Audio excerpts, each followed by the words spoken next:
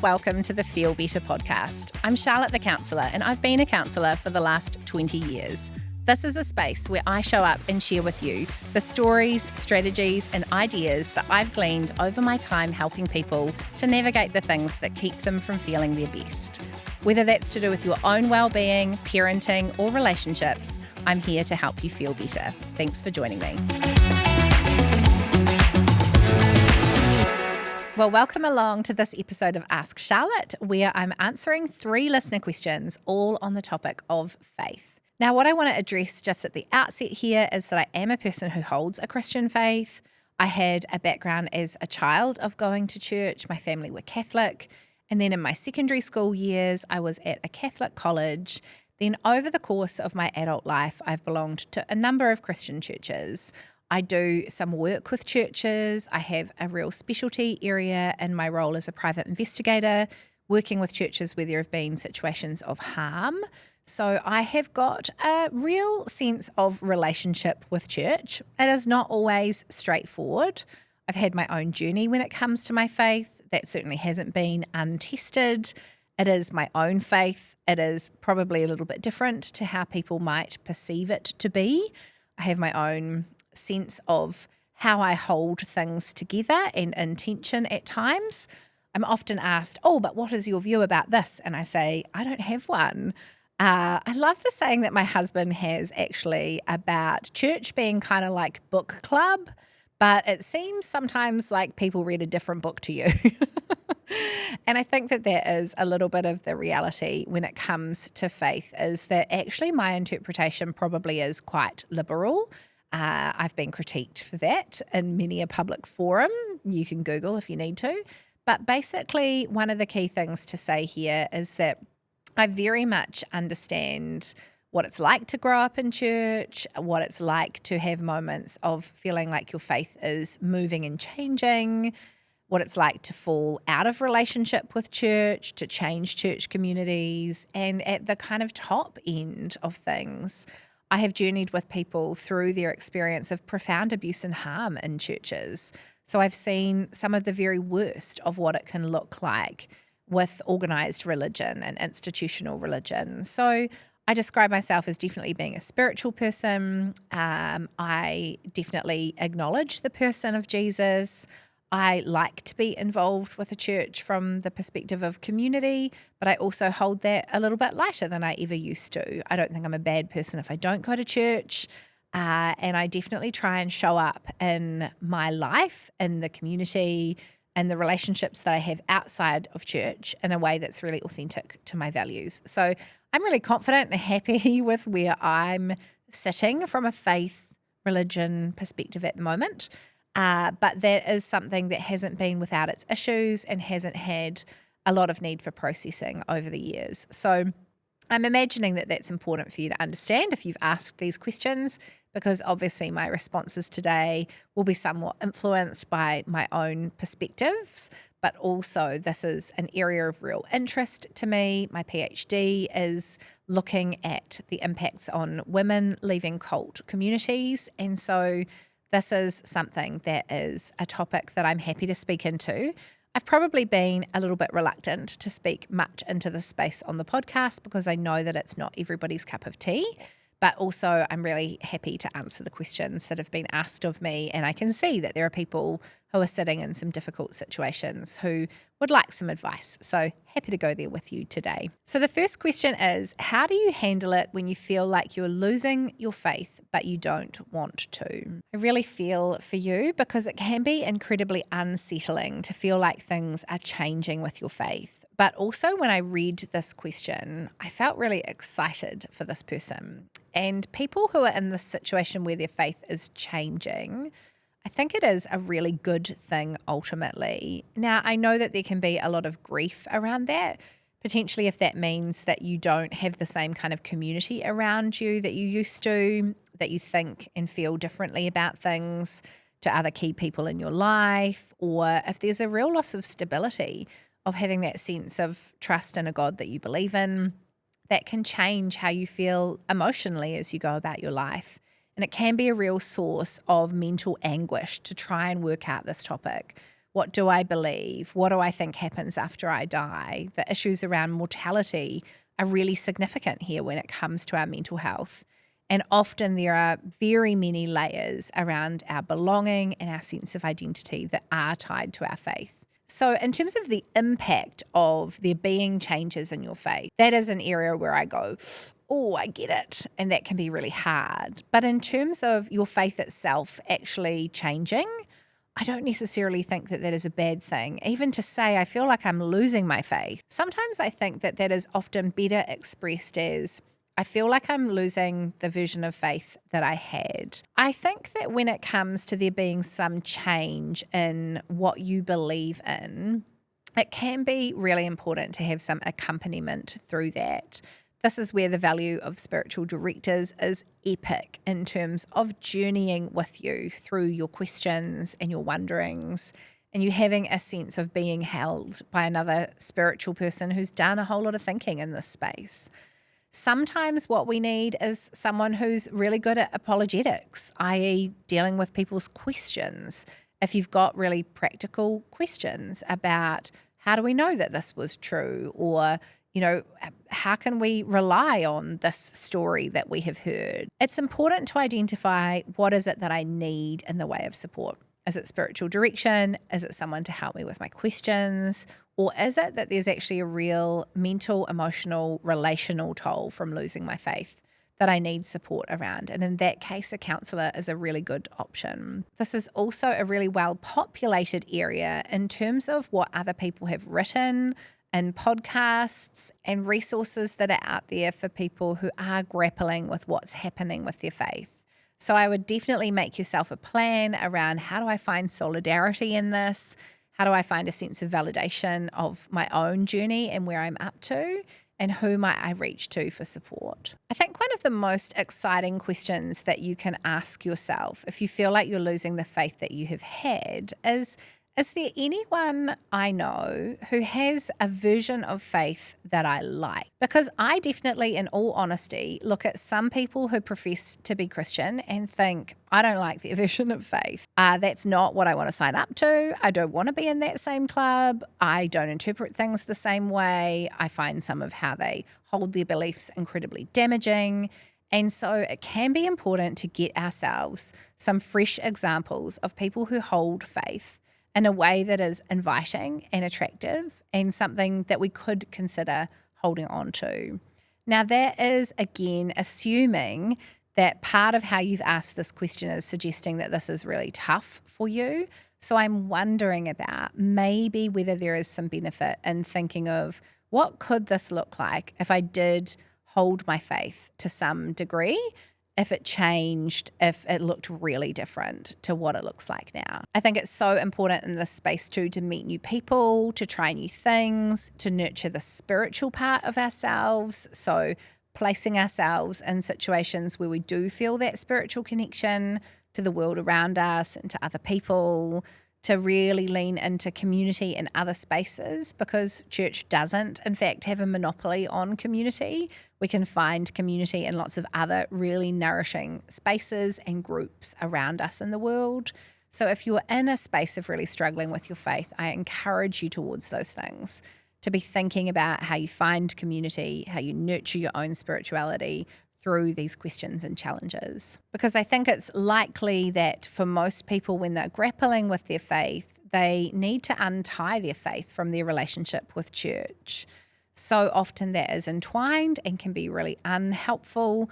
We can have some really clear moral judgments of ourselves around belonging to church that sometimes we need to free ourselves from, because it is okay if you do lose your faith.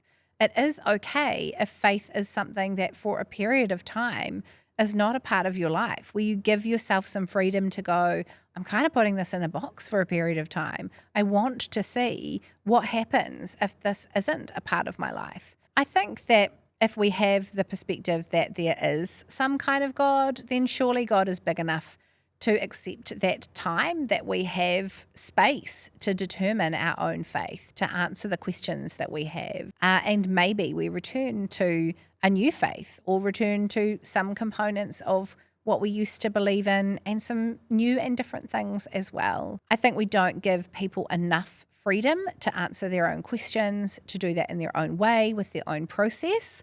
And I know that there would be certain people who would listen to my response here and really heavily critique it. But I'm not sure that that is in the interests of people having a robust faith, of giving themselves the option of maybe returning to some kind of faith, returning to some kind of belonging and community. We do need to know that it is an option for us. This is not something that we have to do. These are not beliefs that we have to hold. And if we're going to hold them, they need to be our own. I actually think that that is so exciting, and it is gut-wrenching at the same time and can lead to all sorts of other upheaval in your life. But I hope that this is something that you can find life through, that you can find something rewarding through, and that how you progress through this issue brings some real opportunities to you too. So lots of love from me to you. I do get this issue, and I hear many people grappling with their faith in my counselling spaces over the years, just the damage that's been done, the sense that they've had to follow along and toe the line, and now they just want to give up on the whole thing. I do understand lots of the complexities here, and my really big encouragement to you is to think about what would this look like if this was fresh and different, and if there was a faith that you could hold here. Okay, the next question. This is a bit of a bigger one, so stay with me. I grew up in a very Pentecostal household where church was everything. Then went on to join a mega church when I left home, which had its own complications. I'm now married to a non-Christian. I still have a faith, but I haven't been to church in years. We have 2 kids, and I find it hard to share my faith with my kids when I don't trust church and my husband doesn't have the same beliefs, especially when I think I still have lots of trauma and complications from my own childhood experience of church. I don't want to get it wrong with my kids, but how do I share faith with them? Okay, this is an interesting one because I think that this is a grapple that is really common, and it can be that our own kind of middle age time, where our faith is quite simply at a different point in development, coincides with the reality of also having children. I know that there were times when I was going to church thinking I 100% would not be here if it was not for my kids. And then there was a time where I thought, I'm not going, even if my kids need it, because this is really damaging to me.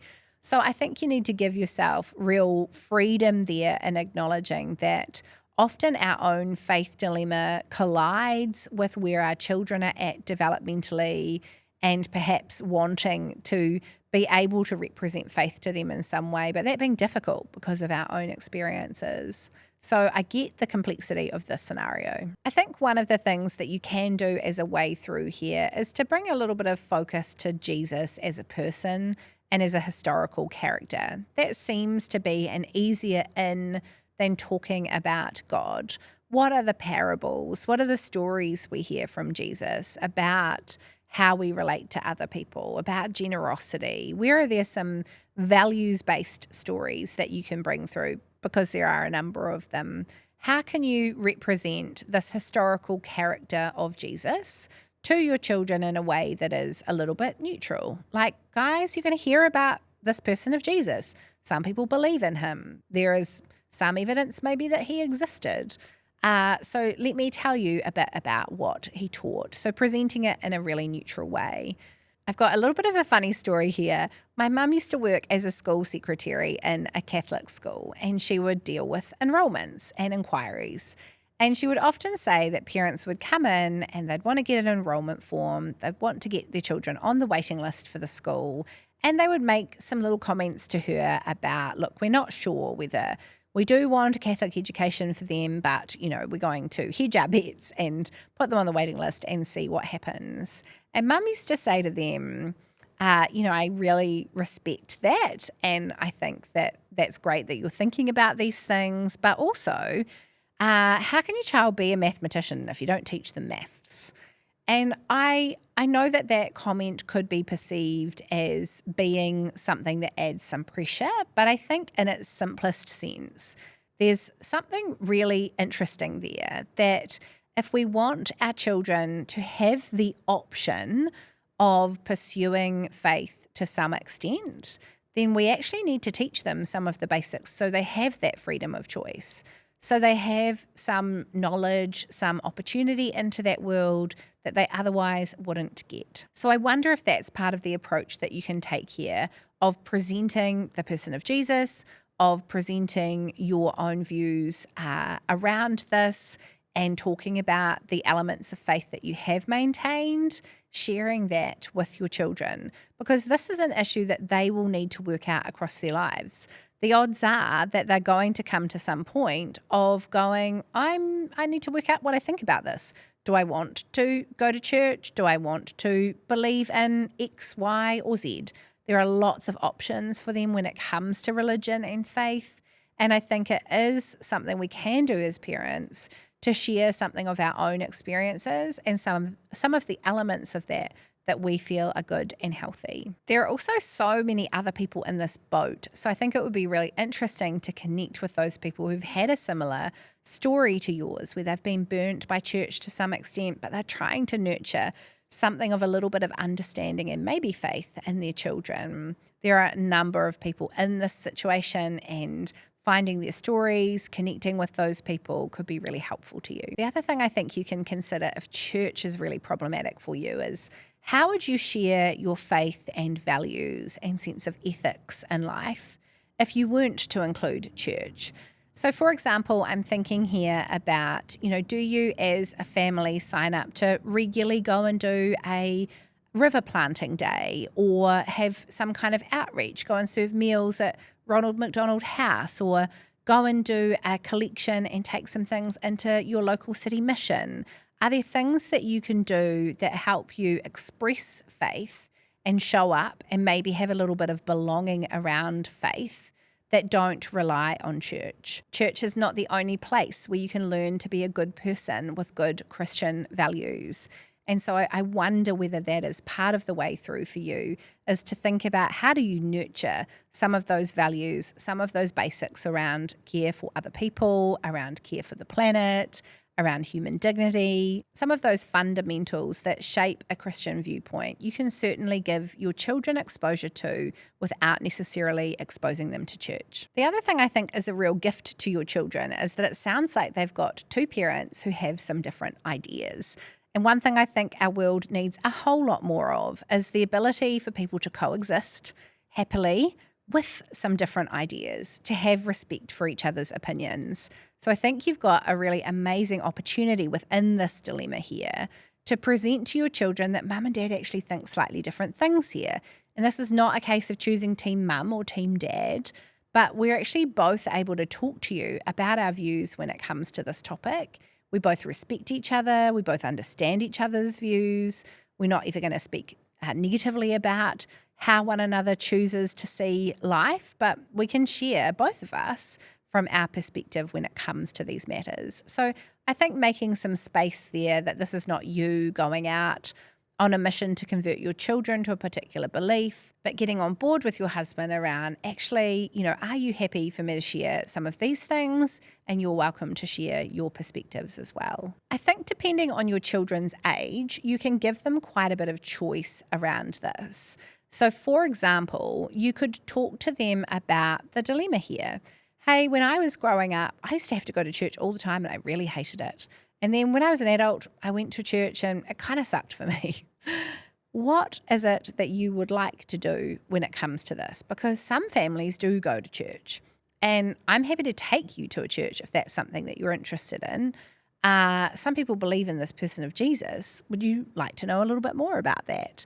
Like, being open and honest with our children always, I think, goes down a treat and respects where they're at, respects their own independent thought, helps them have opportunities they want to have. Maybe this is something they're curious about. Maybe this is not where they're at. But talking to your children about this explicitly is, I think, something that you could try. Now, in a moment, I'm going to flow into the next question, which is about how to determine if a church is safe. And what I want to say as part of the second question and wrapping up is that there are churches that are doing community a bit differently now. That where we used to just have options around going to the Catholic Church, the Anglican Church, a Baptist church, or a Pentecostal church, there are different versions of Christian community coming up. For a while, I went to something of a home church with my family, and that was great. It really fitted in with where we were at as a family at the time. So giving yourself permission to make some decisions and maybe be a little bit outside the box and find your version of church and community, I think is important. And thinking too about safety, especially if you've had difficult past experiences and certainly in more than one environment, I'd really encourage you to be very alert and reflective about what makes a safe church and where you might have another go at finding some belonging if you chose to do so. So I want to wish you and your family all the very best. It is a complicated dilemma to navigate and something a lot of other people are facing. So hopefully there are a few ideas for you today. Okay, so the last question I'm going to answer for today is around how do you know if a church is safe? Now, my answer here is going to be very well informed, I think, from the extent of work that I do in this space, that I've had a lot of experiences of where things haven't gone well in church environments and a lot of experiences in helping churches to get on a better path when it comes to ensuring that all people are safe within their church. We definitely want to make sure that if people are part of a church environment, that it is not a place where they're going to get harmed. This should be a place where you find belonging and acceptance and love, and not judgment and condemnation and having difficult experiences along the way. So there are some things that I think you can definitely look out for. One is, how does the leadership hold power? Is it cliquey? Is there an in club and an out club? Because so often that can be a sign of some really tricky toxic stuff within churches. Now, I know that it's nice to feel like you're part of the club, and sometimes that's a really important aspect of a church, to treat one another as family and to have a sense of familiarity with one another. But where that becomes a scenario where there are people who are in business class and people who are in economy, that is not what you want to happen. So what I encourage you to look for there is, how is power held? Do people here feel like equals? Do I feel good enough when I'm here? Because you certainly should. What is it that I observe about how the leadership holds power? Part of that is, how do they make their decisions? Who do they listen to in making their decisions? And not that I think that all churches need to be by committee or every issue needs to be determined by a vote, but there definitely needs to be a sense that people's voices are heard and listened to, that there is some kind of consultation with people about how they want to progress together and what it is that they're trying to do together as a church, how they want to be together. I think a couple of other real basics is their transparency around things like finances. So especially if you're giving money to a church, I think you have a right to know where that money goes. How is that spent based on percentages? Or, how much of that is going to staff? What are we spending the rest of our money on? How much do we put towards practically supporting people? How much of what we spend as a church goes towards community initiatives?